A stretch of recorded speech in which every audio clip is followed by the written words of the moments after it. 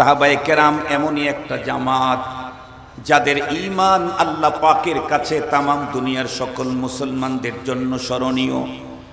এমনই মুকাম্মাল ঈমানওয়ালা জামাত সাহাবায়ে কেরাম যাদের ব্যাপারে পয়গম্বর নিজেই বলেছেন, আসহাবি কান্নুজুম বিআইহিম ইক্তাদাইতুম ইহতাদাইতুম।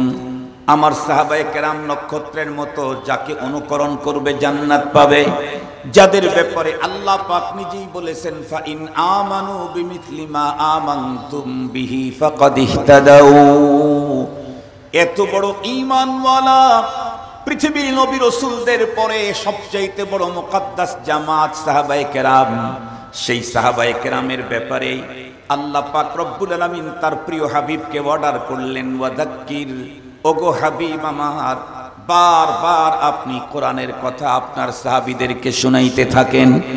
সাহাবীদের ঈমান ওভারফুল হওয়ার পরেও এত যদি কোরআনের কথা তাদের শুনতে হয়, আমাদের ঈমানের কি কন্ডিশন? তাহলে আমাদের বন্ধুরা আমার, সপ্তাহে একদিন যথেষ্ট নয়, বরং প্রতিদিন কমপক্ষে 2-1 বার করে কোরআনের আলোচনা শুনে নিজেদের ঈমানকে বন্ধুরা আমার শানদার করা দরকার। সাহাবায়ে কেরামের ভিতরে কোরআনী আলোচনার প্রতি কি পরিমাণে আগ্রহ! সাহাবায়ে কেরামের ভিতরে আল্লাহ পাক কোন সাহাবীকে কোন বিষয়ে জগতের ভিতরে শ্রেষ্ঠত্ব দিয়েছেন, তার ভিতরে তামাম দুনিয়ার ভিতরে জগতের ভিতরে শ্রেষ্ঠত্ব দিয়েছেন ইলমে তাফসীরের ভিতরে ইবনে আব্বাস রাদিয়াল্লাহু আনহুকে, আর ফাকাহাতে ইসলামিয়াতে আল্লাহ পাক ইবনে মাসউদকে দিয়েছেন শ্রেষ্ঠত্ব। ওই রকম বিশ্বসেরা একজন ফকিহ সাহাবী হযরত ইবনে মাসউদ রাদিয়াল্লাহু তাআলা আনহু, উনি এত বড়, দুনিয়াতে যত ফকিহ তৈরি হবে ইবনে আব্বাস রাদিয়াল্লাহু তাআলা আনহুকে ডিঙ্গিয়ে যাওয়ার মতো দুনিয়াতে কশিনকালেও কোনো ফকিহ দুনিয়াতে কোনোদিন আসার সম্ভাবনা নাই। এত বড় একজন ফাকাহাতে ইসলামী ওয়ালা সাহাবী, উনি দ্বীনি আলোচনা শোনার জন্য কি পরিমাণে উদ্গ্রীব উৎকণ্ঠায় থাকতেন। কিতাবের ভিতরে এসেছে, আল্লাহর পয়গম্বর একদিন মসজিদে নববীর ভিতরে বয়ান করতেছিলেন। ওই সময় ইবনে মাসউদ রাদিয়াল্লাহু তাআলা আনহু ছিলেন না। কিছুক্ষণ পরে উনি জানতে পারলেন পয়গম্বর কোরআনের কথা, দ্বীনের কথা আলোচনা করতেছেন মসজিদে। সঙ্গে সঙ্গে বন্ধুরা আমার, উনি পথ চলা শুরু করে দিলেন। একটা পর্যায়ে আস্তে আস্তে যখন মসজিদে নববীর একদম কাছাকাছি এসে গেছেন, এখনো পর্যন্ত রাস্তার ভিতরেই আছেন, ঠিক সেই মুহূর্তে পয়গম্বরের জবানে মুবারকের একটা শব্দ সাহাবীর কান মুবারকের ভিতরে ঢুকে গেল। পয়গম্বর তখন বলেছিলেন, ইজলিসু, তোমরা বসো। এই শব্দটা ইবনে মাসউদ রাদিয়াল্লাহু তাআলা আনহুর কানে ঢোকা মাত্র উনি সঙ্গে সঙ্গে রাস্তার ওই জায়গায় বসে পড়লেন। এরপরে যখন বয়ান কমপ্লিট হয়ে গেল, সাহাবায়ে কেরাম যারা বয়ানে ছিলেন তারা বেরিয়ে যাচ্ছেন। সেই মুহূর্তে ইবনে মাসউদ রাদিয়াল্লাহু তাআলা আনহু উনি মসজিদের ভিতরে ঢোকা শুরু করলেন। পয়গম্বর তারে জিজ্ঞাসা করলেন, আব্দুল্লাহ, তুমি কি বয়ানের ভিতরে ছিলা না? হযরত আব্দুল্লাহ ইবনে মাসউদ রাদিয়াল্লাহু আনহু বললেন, ওগো আল্লাহর হাবিব, আপনি বয়ান শুরু করেছেন, এই খবরটা আমি পাওয়া মাত্র সমস্ত কাজকে ফেলে রেখে দৌড়ে আমি আসতেছিলাম আপনার মজলিসে শিরকত করার জন্য। কিন্তু আজীব ইত্তেফাক, মসজিদে নববীর ওই জায়গা পর্যন্ত যখন আমি চলে আসলাম রাস্তায়, তখনই আপনার কণ্ঠের একটা শব্দ আমার কানে ঢুকলো, উজলিসু, তোমরা বসো। আমি সঙ্গে সঙ্গে সেখানে বসে পড়েছিলাম, তাই তো ভিতরে ঢোকার মতো সুযোগ হয় নাই। বিশ্বনবী ইবনে মাসউদকে ডেকে বললেন, ইবনে মাসউদ, আমি কি তোমাকে বসতে বলেছি নাকি? মসজিদ নববীর ভিতরে কয়েকজন লোক দাঁড়িয়ে ছিল, তাদের দাঁড়ানোটা আমার জেহেনের ভিতরে ইনকিবাস তৈরি করতেছিল। আমি তো তাদেরকে লক্ষ্য করে বলেছিলাম, তোমরা বসো, তুমি সেখানে বসে পড়লে কেন? ইবনে মাসউদ উত্তর করলেন, ওগো আল্লাহর হাবিব, ইজলিসু এই শব্দের মিনিং বুঝতে আমার ভুল হয় নাই, কিন্তু আমার কানে নবীর কণ্ঠে যখন এই শব্দ এসেছে বসো, তখন তো পথ চলার মতো কোনো শক্তি আমার পায়ের ভিতরে আর থাকতে পারে না। ফাইন্নাদ যিকরা তানফাউল মুমিনিন, কারণ দ্বীনের আলোচনা আর কারো ফায়দা হোক না হোক, ঈমান যার আছে তার ফায়দা হবেই হবে। প্রশ্ন আসতে পারে, হুজুর, তাহলে দ্বীনের আলোচনা, কোরআনের আলোচনা সবার জন্য কি ফায়দা হয় না? নিশ্চিত দ্বীনি আলোচনা, কোরআনের আলোচনা সবার জন্যই ফায়দামন্দ, তবে অমুসলিমদের সবার জন্য হবে না। কিন্তু মুমিন মুসলিম 100 জনের 100 জন দ্বীনি আলোচনা শুনলে তার ফায়দা হবেই হবে। কোরআনে পাকের আলোচনা অমুসলিমদেরও ফায়দা হয়, কাফের বেঈমান মুশরিকেরও ফায়দা হয়। জ্বলন্ত প্রমাণ হযরতে ফারুক আযম রাদিয়াল্লাহু আনহুর ইসলাম গ্রহণ করার ঐতিহাসিক ঘটনা। কোরআনে পাকের তেলাওয়াতেই তার ঈমান নসিব হয়েছে। অবশ্য সে তেলাওয়াত শুনেছে তার বোনের কণ্ঠে, যার উপরে কোরআন নাজিল হয়েছিল তার কণ্ঠে শুনতে পারলে তো আরো অনেক উন্নত হয়ে যেত। একটা মশহুর ঘটনা আপনাদের জানা আছে, ওলামা তোলাবারা তো সবাই জানেন। শেখুল হাদিস আল্লামা আজিজুল হক রহমাতুল্লাহি আলাইহি আমার উস্তাদ হুজুরের কাছ থেকে আমি নিজ কানে এই ঘটনাটা শুনেছি। হুজুর বলেন, কোরআনে পাক নাজিল হওয়ার আগ পর্যন্ত জিন্নাত আসমানে যেত। বাৎসরিকভাবে বছরে 1 বছরের জন্য বাজেট ফেরেশতাদের হাতে হস্তান্তর করা হতো। আর সেই দিনটা ছিল, সেই রাতটা ছিল লাইলাতুন নিসফে মিন শাবান। এই রাত্রে 1 বছরে কে বাঁচবে, কে মরবে, কার পতন হবে, কার উত্থান হবে, এই জাতীয় কথাগুলি ফেরেশতাদের হাতে দেওয়া হতো তাদের কাজ পরিচালনার জন্য। জিন্নাত আগেও আসমানে যেত।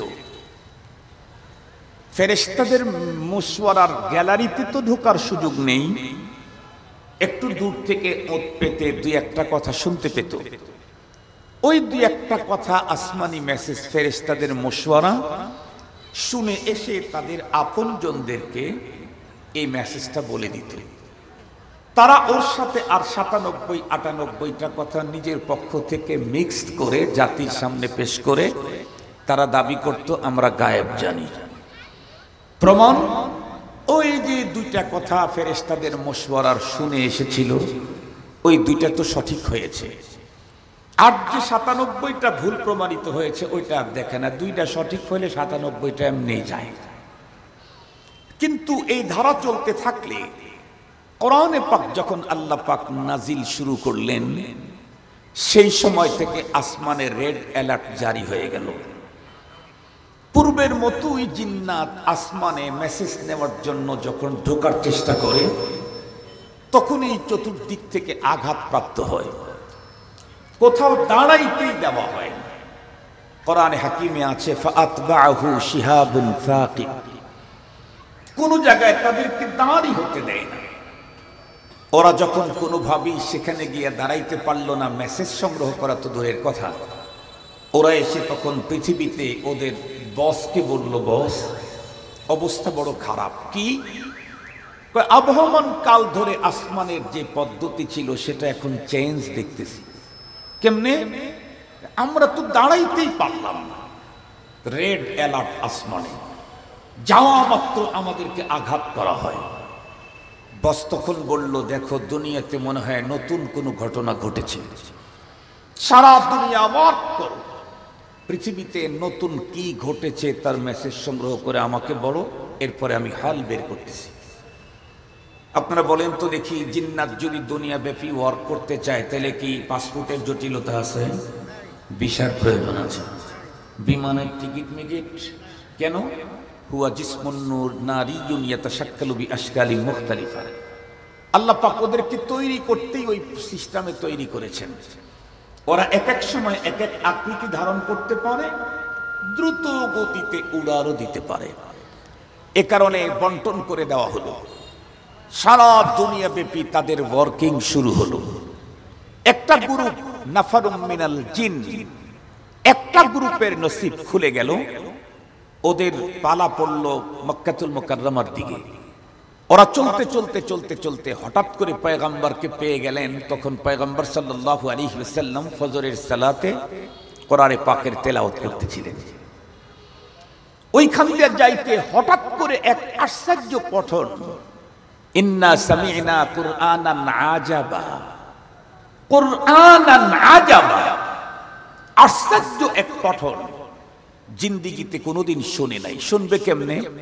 কারণ এই জাতীয় বস্তু তো পৃথিবীতে আল্লাহ অতীতে কখনো নাজিলই করেন নাই। আসমানে যত গ্রন্থ আল্লাহ পাক নাজিল করেছেন, শুধুমাত্র কোরআন লৌহে মাহফুজের ভাষায় নাজিল হওয়া, এছাড়া আর কোনো আসমানি কিতাব লৌহে মাহফুজের ভাষায় নাজিল হয়নি। যেই রসুলের প্রতি পাঠানো হতো বার্তাগুলি, সেই নবী এবং তার গোত্রের ভাষায় লৌহে মাহফুজটাকে ভাষান্তরিত করে পাঠানো হতো। লৌহে মাহফুজের বার্তাগুলি একমাত্র কোরআন পৃথিবীর যেটা লৌহে মাহফুজের ভাষায় নাজিল হয়েছে। এ কারণেই তো আমাদের রসুল আমাদেরকে বলেছেন তাবাররাক বিল কোরআন। এ পৃথিবীর মানুষ, তোমরা কোথায় বরকত খোঁজো? কোথায়? আমি রসুল তোমাদেরকে বলছি তাবাররাক বিল কোরআন, তোমরা কোরআনের মাধ্যমে বরকত হাসিল করো। কেন? ফাইন্নাহু কালামুল্লাহ খারাজা আনহু। কোরআন তো এমনই এক গ্রন্থ, মহাগ্রন্থ, যেটি স্বয়ং আল্লাহ পাকের কালাম, আল্লাহ পাকের জবান থেকে বের হয়ে এসেছে। কার জবান থেকে? আমাদের দেশে কেউ কারো ভক্ত হলে সে তার পীর আর শেখের মুখের কোনো কিছু খেতে খুব আনন্দ বোধ করে, বরকত মনে করে। হযরত আপনি একটু মুখের একটু আমাকে দেন, ঝুটা আমাকে দেন। কেন? আমি বরকত নিতে চাই। পীর আর বুজুর্গের মুখের ঝুটাতে যদি এত বরকত হয় তার মুখে টাচ লাগার কারণে, যে কোরআন আল্লাহর জবান থেকে বের হয়ে আসে, সেইখানে কি পরিমাণে বরকত! পীর আর বুজুর্গের মুখের ঝুটা তার জবানে লাগার কারণে যদি এত বরকত হয়, কোরআন কার জবান থেকে বেরিয়েছে? আল্লাহর জবান থেকে। খারাজা আনহু, আল্লাহর জবান থেকে যে কোরআন বেরিয়ে এসেছে তাতে কত বরকত। কিন্তু আমাদের বদনসিব, সেই মহাগ্রন্থ, মহাবস্তু যা রবের জবান থেকে বের হয়েছে সেটা আমার ঘরে আছে, কিন্তু সেই মহা দামি জিনিস আমি সকাল সন্ধ্যা কখনোই তেলাওয়াত করি না। বরকতের জিনিসের সাথে আমার সংশ্লিষ্টতা নেই, আমি বরকত খুঁজি অন্য জায়গায়। আল্লাহ পাক আমাদেরকে বুঝবার তৌফিক দান করুন। মুহতারাম হাজিরিন, তো ফের জিন্নাত ওইখানে গিয়ে পয়গম্বরের জবানে কোরআনে পাকের তেলাওয়াত শুনে থমকে দাঁড়িয়ে গেল। একটা পর্যায়ে টোটাল তেলাওয়াত শুনে তারা কোরআনে পাকের উপরে ঈমান এনে ওখান থেকে চলে গেল। এই খবরটা পয়গম্বরের কাছে নাই, কারণ পয়গম্বর তো নামাজে ব্যস্ত। জিন্নাত তো দেখা যায় না, অদৃশ্য থেকেই তারা এগুলি করেছেন। এরা গিয়া তাদের বসকে খবর দিল, স্যার ইন্না সামি'না কুরআনান আজাবান ইয়াহদি ইলার রুশদি ফাআমান্না। আমরা আশ্চর্য এক পঠন শুনেছি, পৃথিবীতে কোনো দিন এমনটি দেখি নাই, শুনি নাই, তবে আমরা এটার উপরে ঈমান এনেছি। আর আল্লাহ পাক তার রাসূলকে আবার মেসেজ পাঠাইলেন। আল্লাহ পাক তার রাসূলের কাছে মেসেজ পাঠাইলেন, ওগো রাসূল, আপনি তো ফজরের সালাতে মগ্ন ছিলেন, মাঝখানে কি ঘটনা ঘটছে তা কি জানেন? না তো। আপনি যখন ফজরের সালাতে কোরআনে পাকের তিলাওয়াত করেন, তখন ইস্তামা নাফারুম মিনাল জিন, আপনার জবানের তেলাওয়াত শুনেছে জিনদের একটা জামাত। নাফার, নাফার একটা জামাত, অনেক বড়। নাফার ছোট জামাত, ছোট জামাত তেলাওয়াত শুনেছে। শুনে তারা কিন্তু ঈমান এনেছে। আলহামদুলিল্লাহ বলা যায় কি? তাহলে কোরআনে পাকের তেলাওয়াত শুনলে অমুসলিম বেঈমানেরও ফায়দা হয়। কি ফায়দা হয়? ঈমান নসিব হয়, তবে সবার হয় না। আবু জেহেল তো নবীর কণ্ঠেই কোরআন পাকের তেলাওয়াত শুনেছেন, কিন্তু ফায়দা। আবু লাহাব স্পেশালি শুনেছে। আবু জাহাল তো লোকাল শুনেছে, নরমাল। আবু লাহাব তো স্পেশালি শুনেছে। স্পষ্ট বর্ণনায় আছে, স্পষ্ট বর্ণনায় আছে। স্পেশাল করে কোরআনের দাওয়াত দেওয়ার জন্য আল্লাহ পাকের হাবিব তার গোষ্ঠীর লোকদেরকে ডেকেছিলেন। ডেকে যখন দাওয়াত দিলেন, আবু লাহাব তখন কি উক্তি করলো? তাব্বান লাক আলিহাদা জামাতান, তোমার ধ্বংস হোক, তুমি এই মেসেজ দেওয়ার জন্য আমাদেরকে ডেকেছো। আবু লাহাব রসুলের কণ্ঠে কোরআনে পাকের তেলাওয়াত শুনেও তার হেদায়েত হয় নাই, উতবা সাইবার হয় নাই, তবে অনেকের হয়েছে। তবে মনে রাখতে হবে, কোরআনের তেলাওয়াত, কোরআনের আলোচনা যদি কেউ ঈমানের সাথে শ্রবণ করে, সে ইহাবি না ওহাবি সেটা বড় কথা না। ইহাবি ওহাবি বুঝছেন তো আপনারা? আপনাদের অঞ্চলে আছে, আপনারা বলেন ওহাবি সুন্নি, আমি একটু মজা করে বললাম ইহাবি আর ওহাবি, ভালো হয় নাই? ওহাবি সুন্নি বললে মনের মধ্যে একটা কেমন ভাব আসে, অর্থে একটা নতুন সিস্টেম বললাম ইহাবি ওহাবি। ইহাবি হোক আর ওহাবি হোক, ঈমান যদি ভিতরে থাকে তাহলে কোরআনে পাকের তেলাওয়াত শুনলে তার ঈমান বাড়বেই বাড়বে। এ কথা আমার না, এ কথা মোল্লার না, এ কথা আল্লাহর। আল্লাহর কোরআন আল্লাহ বলেন, ইন্নামাল মুমিনুনা আল্লাযীনা ইযা যুকিরাল্লাহ ওয়াজিলাত কুলুবুহুম ওয়া ইযা তুলিয়াত আলাইহিম আয়াতুহু যাদাতহুম ঈমানা ওয়া হুম আলা রাব্বিহিম ইয়াতাওয়াক্কালুন। আল্লাহ তাআলা বলেন, ইন্নামা লিল হাসার, ইন্নামাল মুমিনুন, মুমিন তো তারা, ইযা যুকিরাল্লাহ, যখন তাদের সামনে আল্লাহর আলোচনা হয়, ওয়াজিলাত কুলুবুহুম, তাদের দিলটা সফট হয়, নরম হয়, গলে যায়। আর যখনই তাদের সামনে কোরআনের তিলাওয়াত হয়, যেমন কিছুক্ষণ পূর্বেই কারি সাহেব হুজুর তেলাওয়াত করতেছিলেন, আমি কিন্তু অনেক তৃপ্তির সাথে তেলাওয়াত শুনতেছিলাম। আমার মনে চাইতেছিল উনি আরো 10 মিনিট তেলাওয়াত করুক, আমি 10 মিনিট বয়ান কম করব, কারণ আমার বয়ানের ভিতরে তো টোটাল তেলাওয়াত হবে না, কোরআনে পাকের উপরে আলোচনা হবে, ম্যাক্সিমাম শব্দ আমার। কিন্তু উনি যতগুলি শব্দ বলতেছেন সবগুলি আল্লাহর জবান থেকে বের হয়ে আসা, এ কারণে এর বরকত অনেক অনেক অনেক বেশি। এজন্য আমার পীর ও মুর্শিদ বলেন, আমাদের দেশে ওয়াজ মাহফিলের কোরআন তেলাওয়াতের সময়টাকে চেঞ্জ করে দেওয়া দরকার। আমাদের দেশে কোরআন শরীফের তেলাওয়াত দিয়ে লোককে জমানো হয়, এরপরে বক্তাকে ওয়াজ করতে দেওয়া হয়। আমার হযরত বলেন, না, বক্তাকে দিয়ে ওয়াজ করায়া লোক জমায়া তারপরে আল্লাহর কালামের তেলাওয়াত শোনায়া দিবা। কেন? আমি এখন যা বলতেছি শব্দগুলি আমার, কিন্তু কারি সাহেব যা তেলাওয়াত করতেছিলেন প্রতিটা শব্দ, প্রতিটা অক্ষর, প্রতিটা নক্তা কার? আর একটু জোরে বলেন, কার? আমারটার দাম বেশি না ওনারটার দাম বেশি? ওনারটার দাম বেশি। আমরা তো আসলের চেয়ে নকলকে বেশি দাম দেই। ওয়াজ মাহফিলে দেখবেন এক বক্তার এক বক্তার সুর নকল করে বক্তা হয়ে গেছে, আসল বক্তার হাদিয়া 20,000 টাকা, নকলদার 1,20,000 টাকা। বাংলাদেশে আসলের চেয়ে নকলের দাম বেশি, বাংলাদেশে আসলের চাইতে নকলের দাম বেশি। ওদিকে আমি যাব না, আমার আবার ঘড়ি দেখে বয়ান করতে হবে। মুহতারাম হাজিরিন, তো আল্লাহ কি বলেন? তিলাওয়াত যার ঈমান আছে সে তেলাওয়াত শুনলে তার মূল পুঁজিটাই বাড়বে, ঈমানই বাড়বে। এখন আপনারা বলেন তো দেখি, ইমামে বুখারী রাহমাতুল্লাহি আলাইহি তো বলেছেন, আল ঈমান ইয়াজিদু ওয়া ইয়ানকুস, ঈমান কমে এবং বাড়ে। তো আমাদের সবার ঈমানের যে কন্ডিশন, তাতে কি ওভারফুল? আমাদের ঈমান ওভারফুল, কমানো দরকার, বেশি হয়ে গেছে। আর একটু জোরে বলেন না, আমাদের ঈমান যথেষ্ট পরিমাণে দুর্বল, যথেষ্ট পরিমাণে দুর্বল। কেন? আমার ঈমান এখনো আমার মুখের দাড়ি রাখতে পারে না, আমার ঈমান এখনই আমাকে ফজরের সালাতে মসজিদ পর্যন্ত নিয়ে যেতে পারে না, আমার ঈমান আমাকে এখনো বেগানা নারীর সাথে আড্ডা দেওয়া থেকে বিরত রাখতে পারে না, আমার ঈমান এখনো আমাকে আরেকজনের উপরে জুলুম থেকে আমাকে রক্ষা করতে পারে না। আমার যেই ঈমান আরেকজনের উপরে জুলুম থেকে আমাকে রক্ষা করতে পারে না, ও আমাকে জাহান্নামের আগুন থেকে বাঁচাইতে পারবে না।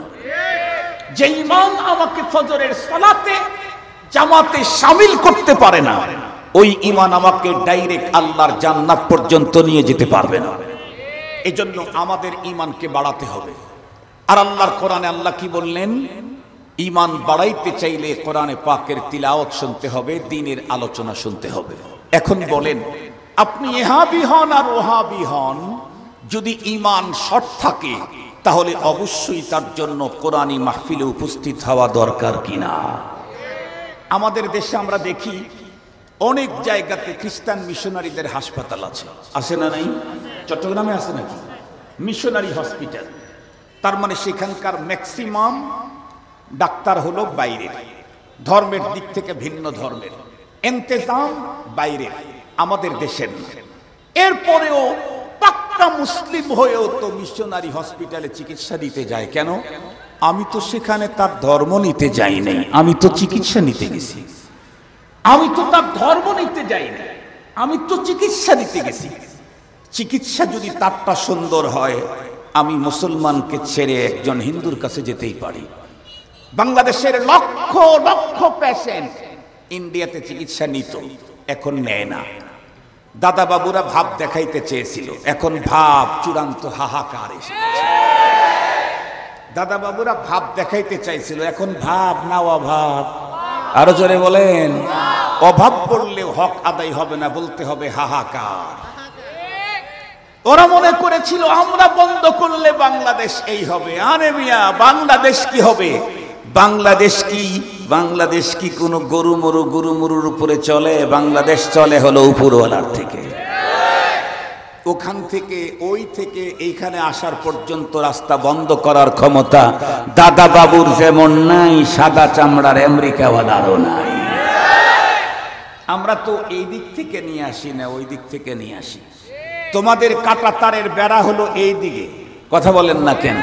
তোমাদের কাটা তারের বেড়া এই দিকে, এই দিকে কোনো বেড়া, কথা বলেন?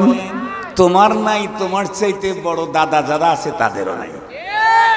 আর এই দিকে আমাদের সম্পর্ক যতটুকু না ভালো না, এই দিকে আমাদের সম্পর্ক আলহামদুলিল্লাহ। মুহতারাম হাজিরিন, সেদিকে যেতে চাই না। তাহলে চিকিৎসার জন্য যদি মুসলিম হয়েও হিন্দু ডাক্তারের কাছে ভালো চিকিৎসা হওয়ার কারণে যদি যাওয়া যায়, তাহলে ওয়াজ মাহফিলে যদি সত্যিই কোরআনের আলোচনা হয়, হাদিসের থেকে আলোচনা হয়, তাহলে ইহাবি আর ওহাবির তারতম্য রাখাটা তো ঠিক হবে না, কথা বলেন? আমি তো আসতেই কোরআনের কথা শুনতে, কোরআন নিয়ে তো কোনো বাধা নেই। কোরআন আপনার আমার, আপনার আর আমার সাথে মতানৈক্য আছে হলো আজানের আগে পরে দরুদ শরীফ পড়া নিয়ে, না হয় মিলাদ পড়া নিয়ে, না হয় চল্লিশা নিয়ে। এগুলি নিয়ে আপনার সাথে আমার মতবিরোধ থাকতে পারে, কিন্তু কোরআন নিয়ে তো আপনার আমার কোনো মতবিরোধ নাই। লা ইলাহা ইল্লাল্লাহ কালেমা নিয়ে তো কোনো মতবিরোধ নাই। রাসূল আমার পয়গম্বর, আপনার পয়গম্বর প্রাণাধিক প্রিয়, এ নিয়ে তো কোনো মতবিরোধ নাই। তাহলে এইগুলি যেখানে পাওয়া যাবে সেখানে সকলেই হোমড়ে খেয়ে পড়তে হবে। এবার আসুন, কোরআনের আলোচনা কি পরিমাণে দরকার এই বিষয়টাকে বুঝবার জন্য কোরআন শরীফের আয়াতের দিকেই যাই। আল্লাহ পাকের কোরআন, আল্লাহ কি বললেন? ওয়াদাক্কির। ওগো রাসূল, আপনি বারবার দ্বীনের আলোচনা করেন। আমি জিজ্ঞেস করতে চাই, রাসূল সাল্লাল্লাহু আলাইহি ওয়াসাল্লাম বারবার কোরআনের কথা কাদেরকে শুনাইতেন? একটু জোরে বলেন না। সাহাবায়ে কেরাম। তাছাড়া পরের আয়াতে তো আল্লাহ বলছেন ফাইন্নাদ যিকরা তানফাউল মুমিনিন, মুমিনদের ফায়দা দিবে, এই কথা আল্লাহ বলেছেন। রাসূলুল্লাহর যুগের মুমিন যারা পয়গম্বরের মুখের আলোচনা শুনেছেন, তারা সাহাবী ছাড়া আর কেউ হওয়ার সম্ভাবনা নাই। একে তো মুমিন নবীর যুগে, আবার নবীর কাছ থেকে আলোচনা শুনেছেন, তাদেরই তো ফায়দার কথা বলা হচ্ছে প্রথমে। এরা প্রত্যেকে সাহাবী। এখন আসেন, সাহাবী কারা? যাদেরকে এতবার আল্লাহ তার রাসূলকে বললেন দ্বীনের আলোচনা শুনাইতে, সাহাবী কারা? সাহাবী হলো এই পৃথিবীতে নবী এবং রাসূলদের পরে সবচাইতে বড় মুকদ্দাস জামাত। এই পৃথিবীর নবী রাসূলের পরে সবচাইতে বড় মুকদ্দাস জামাত, সেটা হলো সাহাবায়ে কেরাম। সাহাবায়ে কেরাম এই পৃথিবীর সোনার মানুষ। আল্লাহ পাকের রাসূল হাদিসে পাকের মধ্যে স্পষ্ট বর্ণনা করেছেন, গতকালকেও হাদিসটা হয়তো শুনেছেন। ক্বালা রাসূলুল্লাহ, বরং সাথে সাথে পুরস্কারও ঘোষণা করেছেন। কি? ওয়া'আদ্দা লাহুম জান্নাতিন তাজরি তাহতাহাল আনহার, আমি ওদের প্রত্যেকের জন্য এমন বাগান বাড়ি রেডি করে রেখেছি যার তলদেশ থেকে প্রবাহমান থাকবে অনেক প্রকারের নহর। অন্য আয়াতে আল্লাহ তাআলা বলেন ফিহা আনহারুম মিন মাইন গায়রি আসিন, কয় প্রকারের নহর থাকবে তাদের বাগান বাড়ির তলদেশ দিয়ে? 4 প্রকার বর্ণনা করা হয়েছে ওই আয়াতে। একটা হলো পানির নহর, কিন্তু সে পানি কেমন? আমাদের দেশের fresh drinking natural medicated water? No, আমাদের দেশের মেডিকেটেড ওয়াটারের বোতলের উপরে এক্সপায়ার ডেট লাগানো আছে, এই তারিখের পরে এটা আর স্বাস্থ্যসম্মত থাকে না। কিন্তু রব যে নহর দিবেন ওইটার উপরে উল্টাটা লেখা আছে, কি? আনহারুম মিন মাইন গায়রি আসিন, জিন্দেগিতে কোনোদিন এই পানির ডেট এক্সপায়ার হবে না, জিন্দেগিতে কোনোদিন এক্সপায়ার হবে না। দুধের, মধুর, শরাবের। মুহতারাম হাজিরিন, শুধুই কি আল্লাহ পাক ফেরেশতা সাহাবীদের অন্তর পরীক্ষা করে পরখ করে তাদের উপরে সন্তুষ্ট হয়ে তাদের জন্য জান্নাত রেডি করছেন? না না, আরো কাদের জন্য? ওয়াল্লাযীনা তাবাউহুম বিইহসান, কিয়ামত পর্যন্ত সাহাবীদেরকে যারা সঠিক পদ্ধতিতে অনুকরণ করবে আল্লাহ বলেন আমি তাদের উপরেও রাজি, তাদের জন্য জান্নাত রেডি। এতক্ষণ পর্যন্ত আলোচনায় কি বুঝলেন?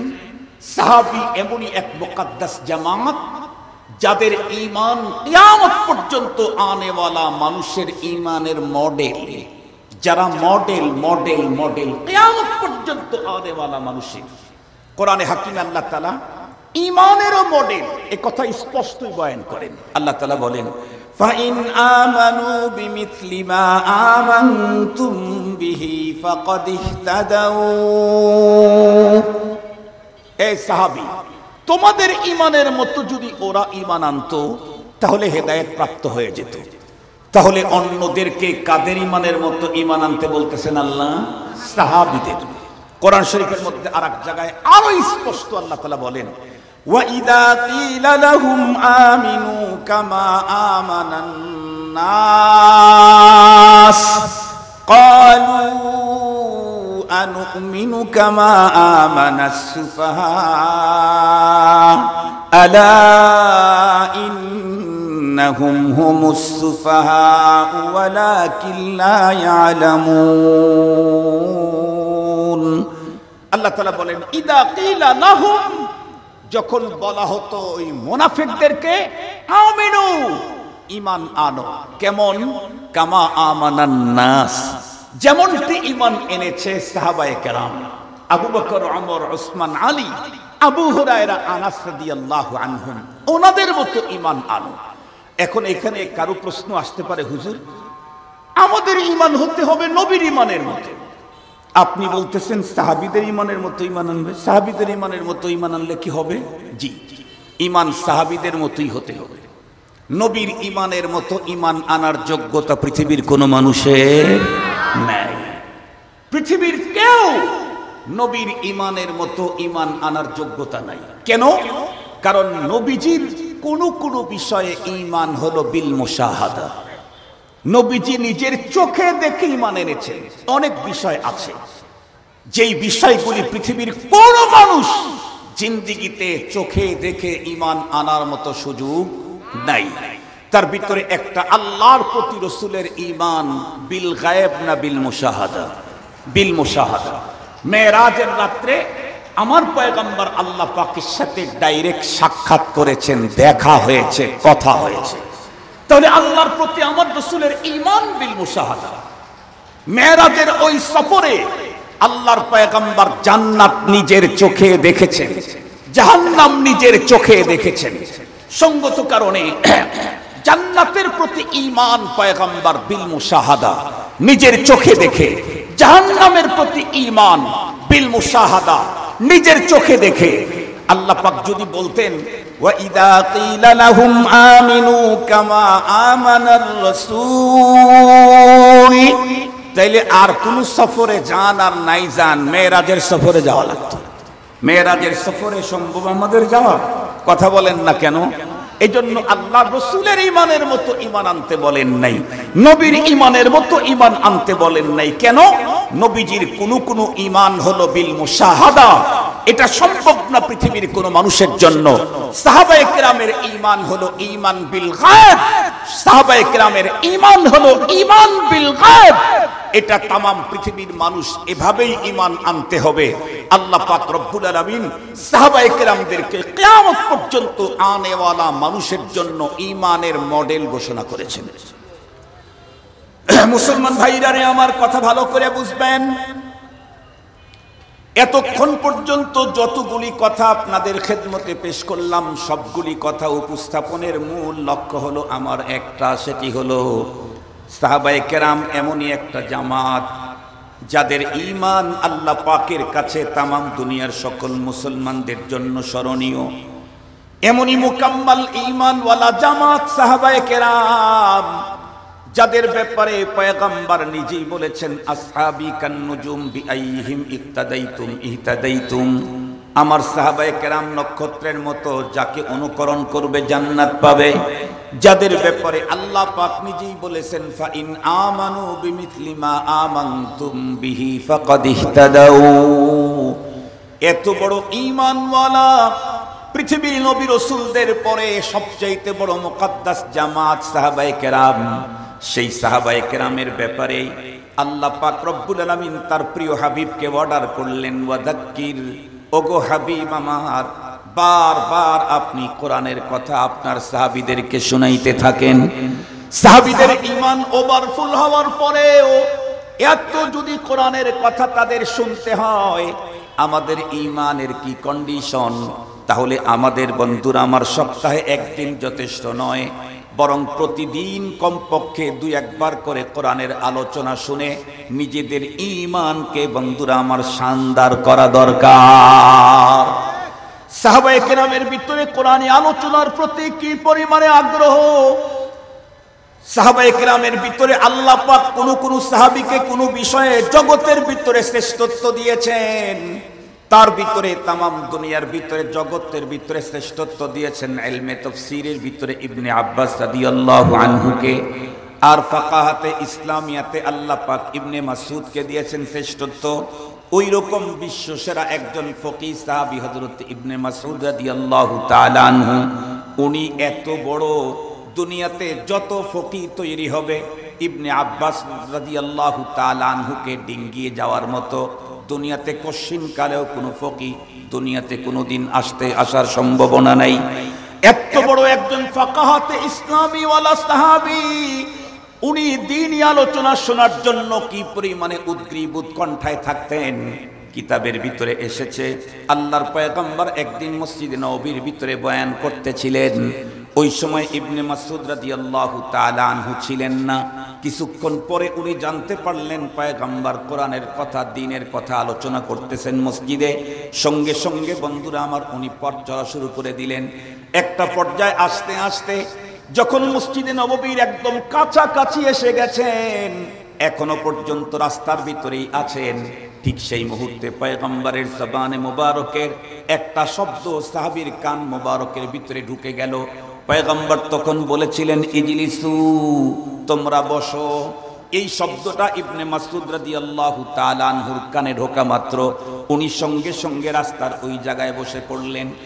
এরপরে যখন বয়ান কমপ্লিট হয়ে গেল, সাহাবায়ে কেরাম যারা বয়ানে ছিলেন তারা বেরিয়ে যাচ্ছেন।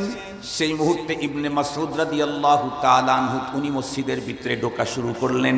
পয়গম্বর তারে জিজ্ঞাসা করলেন, আব্দুল্লাহ, তুমি কি বয়ানের ভিতরে ছিলা না?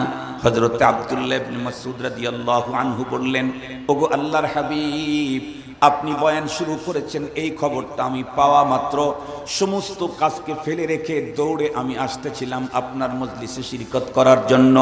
কিন্তু আজীব ইত্তেফাক, মসজিদে নববীর ওই জায়গা পর্যন্ত যখন আমি চলে আসলাম রাস্তায়, তখনই আপনার কণ্ঠের একটা শব্দ আমার কানে ঢুকলো, উজলিসু, তোমরা বসো।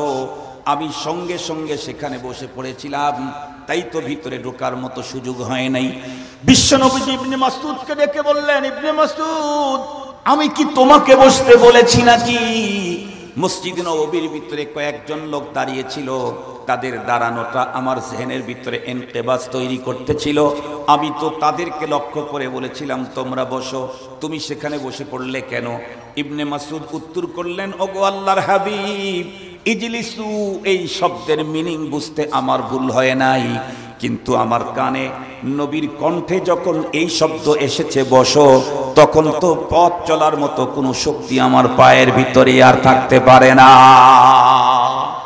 কয়েকটা বস্তু হাদিস থেকে আমাদেরকে শিক্ষা গ্রহণ করতে হবে, তার ভিতরে একটা, যেই কারণে আমি এই বর্ণনাটা আপনাদের খেদমতে পেশ করলাম।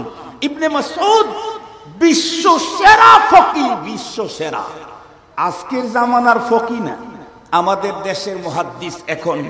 এখনকার শেখুল হাদিস আর এখন থেকে 50 বছরের আগের শেখুল হাদিস এক জিনিস না। এখনকার মুহাদ্দিস 100 বছর আগের মুহাদ্দিস এক না। আগে তো মুহাদ্দিস হয়েছেন হাদিসের কিতাব লেখে, আর আমরা এখন তাদের লেখা কিতাব পড়ায়া শাইখুল হাদিস হয়ে যেতেছি। মুহাদ্দিস না, ওর চাইতে বড় ডিগ্রিওয়ালা হচ্ছে। মুহতারাম হাজিরিন, মনে রাখতে হবে একটা কথাই আপনাদের খেদমতে বলতে চাচ্ছি, সেটি হলো কোরআনে পাকের আলোচনা, শাইখুল হাদিস হোক, শাইখুত তাফসীর হোক, ফকিহ হোক, মুফতি হোক, গাউস হোক, আবদাল হোক, ওয়ালি হোক, প্রত্যেকের জন্যই কোরআনের আলোচনা অবশ্যই ফায়দামন্দ। ওয়াদাক্কির ফাইন্নাদ যিকরা তানফাউল মুমিনিন। সঙ্গত কারণেই আমাদের প্রত্যেককে যখন শুনবো, হক্কানি রব্বানি, বাজে কথা বলে না, লায়ানি কথা বলে না, ভং ভাং দেখায় না, কোরআন থেকেই বলে, হাদিস থেকেই বলে। এ জাতীয় লোক ইহাবি না ওহাবি এটা দেখা দরকার নাই। সহি কথা বলে কোরআনের, সহি কথা বলে হাদিসের, তাহলে আমি সেখানে গিয়ে আমি আমার ঈমানের চিকিৎসা নিতে পারি। আমরা আগেই বলেছি, আমাদের দেশে মিশনে গিয়ে মানুষ শারীরিক চিকিৎসা নেয় না, অথচ যিনি চিকিৎসা নিচ্ছেন উনি মুমিন, যার কাছে চিকিৎসা নিতে গেছেন উনি কাফের। কারণ উনি তো ঈমানের চিকিৎসা নেওয়ার জন্য যায় না, উনি তো তার আকীদা গ্রহণ করার জন্য যায় না, উনি তো গেছেন দেহের চিকিৎসা নেওয়ার জন্য। ওটা যেহেতু ভালো, তার কাছে যেতে কোনো সমস্যা নাই। আপনি ইহাবি হন আর ওহাবি হন, কোরআনের কথা যে সচ্চা ফ্রেশ কথা বলে তার কাছেই আপনাকে যেতে হবে।